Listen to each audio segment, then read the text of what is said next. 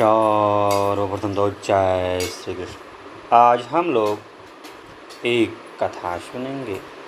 कथा बड़ी ही धार्मिक, मार्मिक तथा आध्यात्मिक। इस कथा को बड़े ही ध्यान से आप सुनें, क्योंकि किसी भी कथा को ध्यान से सुनने पर ही कथा समझ में आता है तथा कथा का आनंद भी आता है। तो चलिए कथा को सुनते हैं।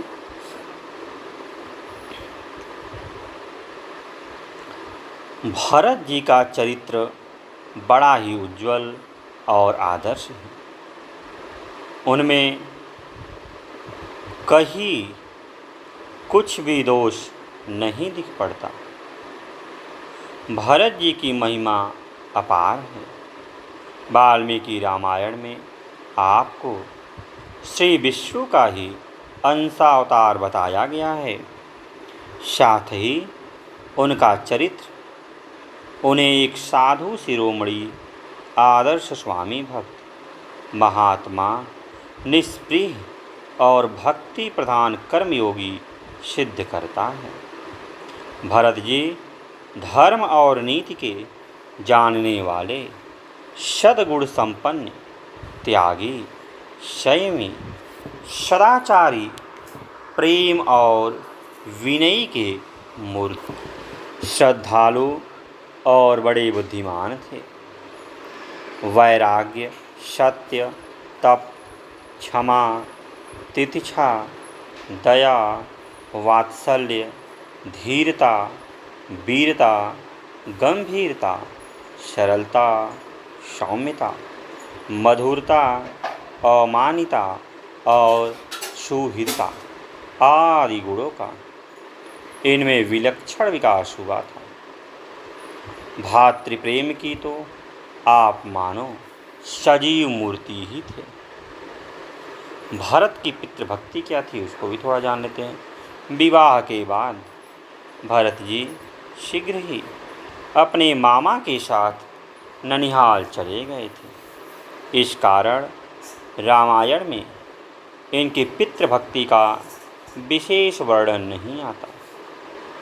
परंतु नाना के घर रहते हुए एक दिन इन्होंने मित्र गोष्ठी में अपने दुख स्वप्न की बात कहकर जो पिता के लिए दुख प्रकट किया है और अयोध्या में लौटने के बाद माता से पिता के स्वर्गवास का समाचार पाने पर शोक के कारण इनकी जो दशा हुई है तथा इन्होंने पिता के लिए जिस प्रकार विलाप किया है, उससे इनके श्रद्धा संपन्न सच्चे पितृ प्रेम का पता चलता है। जब माता ने इन्हें धैर्य धारण करने के लिए कहा, तब उसके उत्तर में कहते हैं,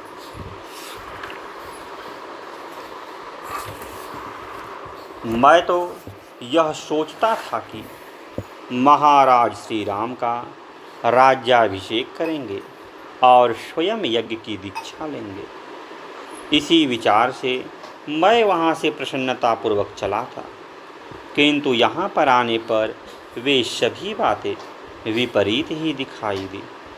आज जो मैं सर्वदा अपना प्रिय और हित करने वाले पिता जी को नहीं देखता, इससे मेरा हृदय विदृढ़ हो रहा है।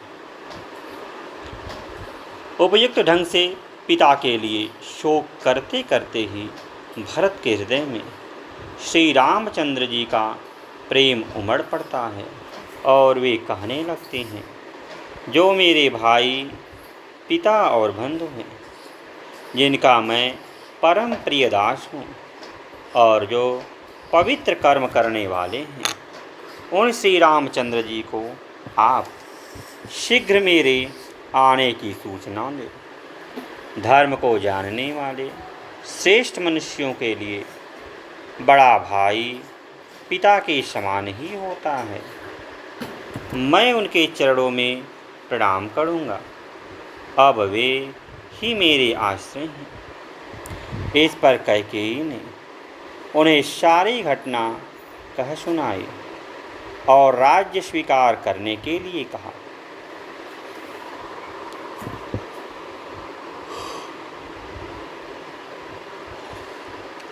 कैकेयी के मुख से इस प्रकार भाई के वनगमन की बात सुनकर भरत जी महान दुख से संतप्त हो जाते हैं। वे व्याकुल हृदय से माता को बहुत कुछ बुरा भला कहते हैं और यह भी कहते हैं, मैं समझता हूँ लोभ के वश में होने के कारण तू अब तक यह न जान सकी कि मेरा श्री रामचंद्र जी के प्रति कैसा भाव है। इसी कारण तूने राज्य के लिए इतना बड़ा अनर्थ कर डाला। इसके सिवा और भी कुछ बातें भरत जी ने माता के प्रति कही। उसके बाद भरत जी माता कौशल्या से जो उनसे मिलने के लिए आ रही थी, रास्ते में ही मिले और उनकी गोद में लिपट कर रोने लगे। इसके अनंतर वे अनेक प्रकार से शपथ करके माता कौशल्या को विश्वास दिलाते हैं कि राम जी के वनवास में उनकी सम्मति नहीं थी। इसके बाद मुनि वशिष्ठ जी की आज्ञा अनुसार राजा दशरथ के अंत्येष्टि कर्म की तैयारी होती। उस समय राजा के शव को देखकर भरत जी फिर विलाप करते हुए कहते हैं, राजन, मैं तो परदेश गया हुआ था, आपके पास पहुँचने में भी नहीं पाया। उसके पहले ही धर्मज्ञ श्री रामचंद्र जी को और महाबली लक्ष्मण को वन में भेजकर आपने यह क्या विचार किया। भरत को इस प्रकार विलाप करते देखकर महामुनि वशिष्ठ जी फिर समझाते हैं।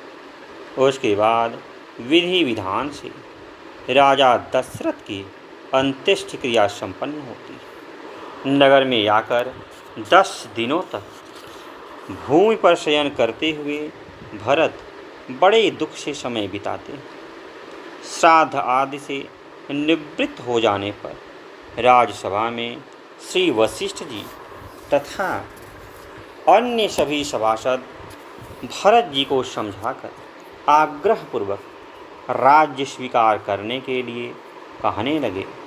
तब भरत जी ने कहा, मैं और यह राज्य दोनों ही श्री राम के हैं।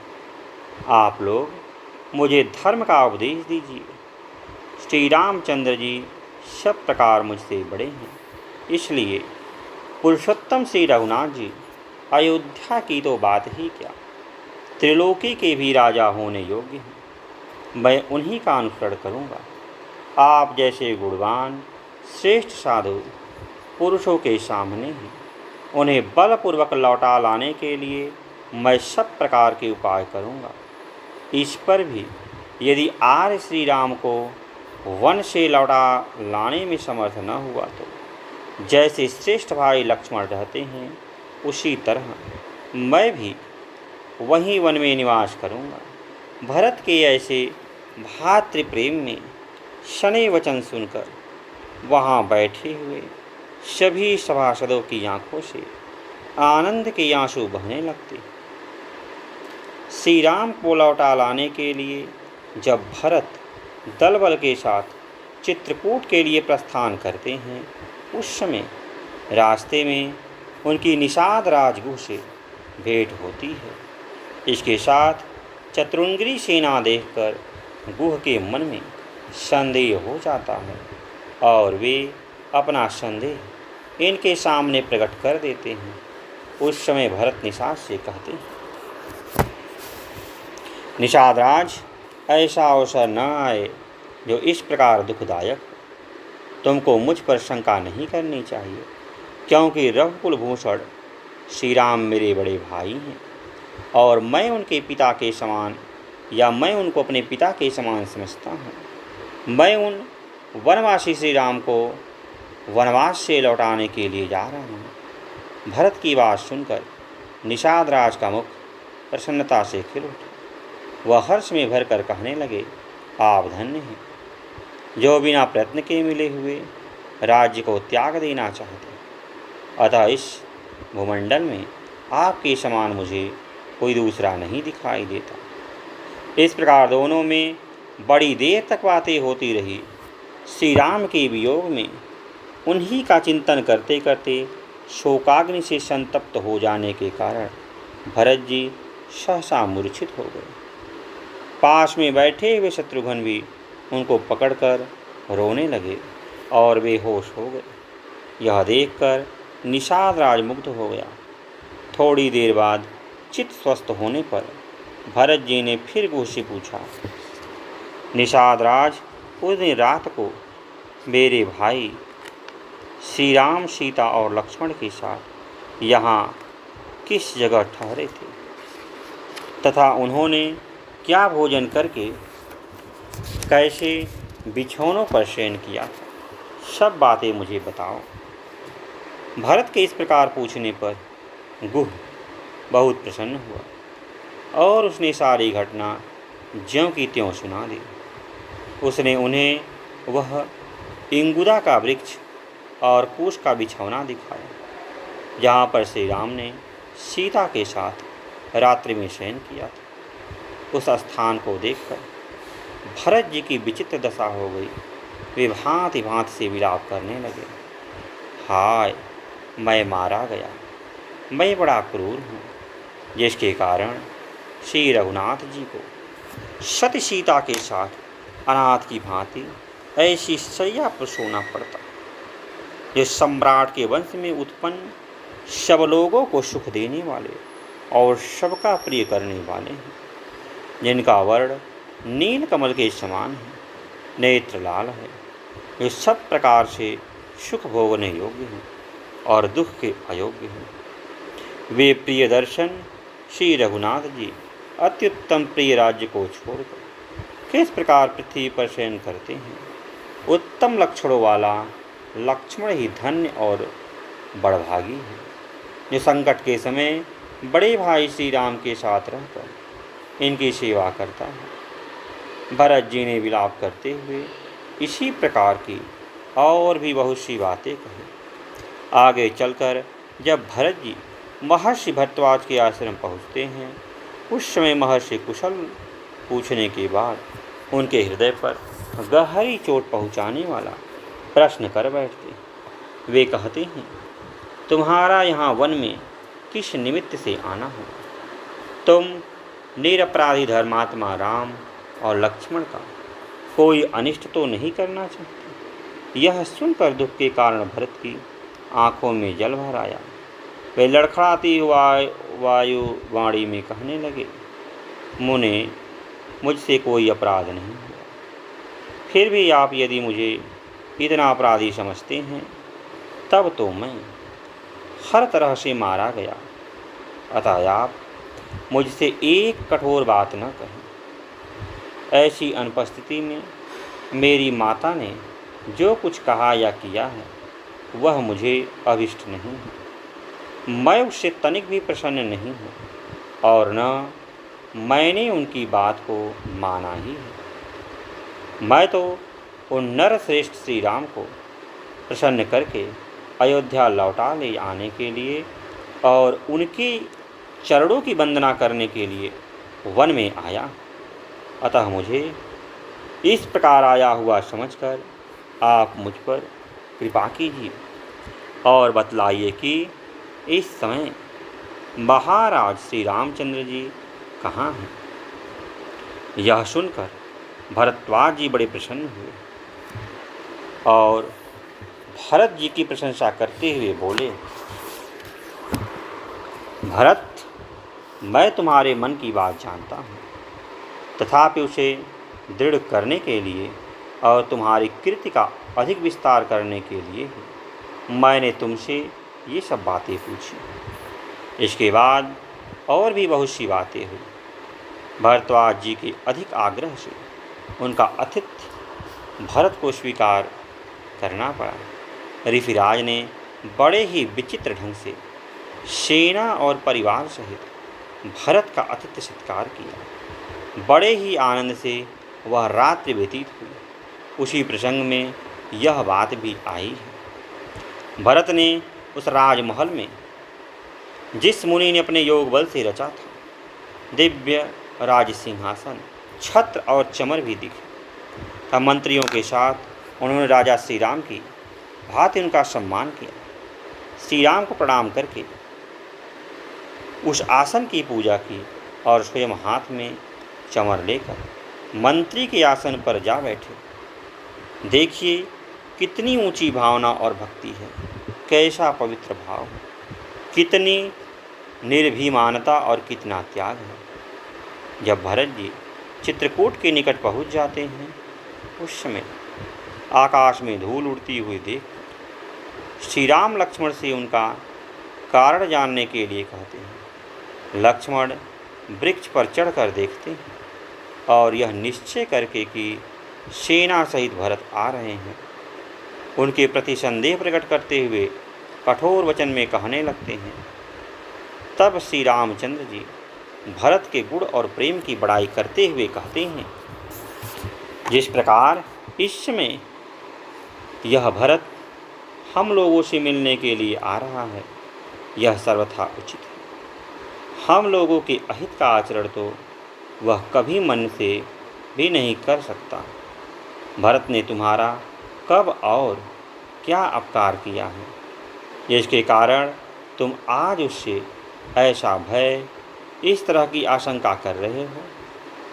तुम उसे कोई कठोर या अप्रिय वचन न कहना। यदि तुमने उसके साथ कोई प्रतिकूल बर्ताव किया या अप्रिय वचन कहे तो वह बर्ताव मेरे ही साथ किया समझना जाए। यदि तुम राज्य के लिए ऐसी कठोर बात कहते हो तो मिलने पर मैं उसे क्या कह दूंगा कि यह राज लक्ष्मण को दे दो। मेरे ऐसा कहने पर वह अवश्य ही मेरी बात का अनुमोदन करेगा और तुमको राज्य दे देगा। इस प्रकार यद्यपि भरत जी सर्वथा साधु और निर्दोष थे तथापि उनको सबके संदेह का शिकार बनना पड़ा। भरत के सदृश सर्वथा निष्प्रिय धर्मात्मा एवं त्यागी महापुरुष इस प्रकार सबके संदेह का शिकार बनना जगत के इतिहास में एक अनोखी बात है। इतने पर भी भरत सब कुछ सहते हैं। धन्य उनका प्रेम, धन्य उनकी स्वामी भक्ति और धन्य उनकी सहिष्णुता। इधर भरत भाई शत्रुघ्न गुह और प्रधानमंत्रियों को श्री राम के आश्रम को खोजने के लिए आज्ञा देकर कहने लगते हैं, जब तक भाई श्री राम के कमल दल सदृश विशाल नेत्रों वाले और चंद्रमा के समान सुशोभित उस मुख कमल को न देख लूँ तब तक मुझे शांति नहीं मिलेगी। जब तक अपने भ्राता के राज चिन्हों से युक्त युगल चरणों में मस्तक रखकर प्रणाम न कर लूँ तब तक मुझे शांति नहीं मिलेगी। जब तक राज्य के सच्चे अधिकारी भगवान श्री राम अभिषेक के जल से शक्त होकर अपने पिता पितामहों के साम्राज्य पर प्रतिष्ठित न हो जाएंगे तब तक मुझे शांति नहीं मिलेगी। इस प्रकार बहुत कुछ कहकर पुरुष श्रेष्ठ भरत जी ने पैदल ही श्री राम की खोज करने के लिए उस गहन वन में प्रवेश किया। ऊंचे वृक्षों पर चढ़कर उन्हें दूर से ही श्री राम के आश्रम को और उसमें बैठे हुए श्री रामचंद्र जी को पहचाना। इससे उनमें नया जीवन आ गया। वे बड़े प्रसन्न हुए और गुह को साथ लेकर आश्रम की ओर चल दिए। श्री रामचंद्र की कुटिया के पास पहुंचकर भरत देखते हैं कि समस्त पृथ्वी के स्वामी धर्मपरायण भगवान श्री रामचंद्र जी सीता और लक्ष्मण के साथ एक चबूतरे पर बैठे हैं। उन्होंने कृष्ण मृग चर्म और वल्कल वस्त्र धारण कर रखे हैं। उनके मस्तक पर जड़ाएं शोभा दे रही हैं तथा सिंह से कंधे बड़ी बड़ी भुजाएं और कमल के समान नेत्र हैं। श्री राम को इस अवस्था में देखकर महात्मा भरत शोक में निमग्न हो जाते हैं। भाई की ओर दृष्टि पड़ते ही आर्त भाव से विलाप करते हुए गदगद वाणी से कहने लगे, हाय, जो राजसभा में बैठकर प्रजा और मंत्रियों के वर्ग द्वारा सम्मान पाने योग्य है, वे ही ये मेरे बड़े भाई यहाँ जंगली पशुओं से घिरे बैठे हैं। जो महात्मा पहले हजारों की लागत के वस्त्रों का उपयोग करते थे, वे आज यहाँ धर्म आचरण करते हुए केवल 2 मृग चर्म धारण करके रहते हैं। हाय, जो सब प्रकार से सुख योग्य है, वे श्री राम मेरे ही कारण इतना दुख उठा रहे हैं। मैं कितना क्रूर हूँ, मेरे इस लोक निंदक जीवन को धिक्कार है। इस प्रकार विलाप करते करे भरत जी दुख से व्याकुल हो गए। उनके मुख कमल पर आंसुओं की धारा बहने लगी। वे अत्यंत दुख से विह्वल हो जाने के कारण श्री राम के चरणों को छू सकने पहले ही हाय आर्य कहकर उनके पास दीन की भांति गिर पड़े। शोक से उनका गला रुध गया, कुछ भी बोल न सके। फिर शत्रुघ्न भी रोते रोते श्री राम के चरणों में प्रणाम किया। जटा और वल्कल धारण किए भरत को हाथ जोड़े पृथ्वी पर पड़ा देख श्री राम ने बड़ी कठिनता से पहचाना। उन्होंने दोनों भाइयों को उठाया और छाती से लगा लिया। भरत का बर्ताव देखकर समस्त वनवासी रोने लगे। तदनंतर भाई भरत को गोद में बैठाकर श्री राम जी ने पूछा, भाई, तुम राज्य छोड़कर वल्कल वस्त्र, मृग चर्म और जटा धारण करके यहाँ क्यों आए? इस पर भरत जी ने पिता की मृत्यु का समाचार सुनाकर कहा, सबको सम्मान देने वाले रघुनंदन, परंपरा अनुसार अतः योग्य होने के कारण भी इस राज्य के अधिकारी आप ही हैं। अतः न्याय से इस राज्य को आप धर्मानुसार ग्रहण करके अपने सुहृदय मनोरथ को पूर्ण करें। मैं आपका छोटा भाई, शिष्य और दास हूँ। इन मंत्रियों के साथ आपके चरणों में मस्तक झुकाकर प्रार्थना करता हूँ, मुझ पर कृपा करें। इसी तरह की और भी बहुत सी बातें कहकर भरत जी नेत्रों से आंसू बहाते हुए पुनः श्री राम के चरणों में गिर पड़े और राज्याभिषेक के लिए उनसे प्रार्थना करने लगे। तब श्री राम जी ने बहुत ही शास्त्रोक्त बातें कहकर और पिता की आज्ञा का महत्व दिखाकर भरत को राज्य ग्रहण करने के लिए बहुत कुछ समझाया, परंतु उन्हें संतोष नहीं हुआ। उन्होंने कहा, भगवान, आपकी बराबरी कौन कर सकता है? आपके लिए सुख दुख, मान अपमान, निंदा स्तुति सब समान है। जिसको आपकी तरह ज्ञान है, वह संकट पड़ने पर भी विवाद नहीं करेगा, परंतु मैं ऐसा नहीं हूँ। अतः मैं बराबर आपके चरणों में माथा टेक कर याचना करता।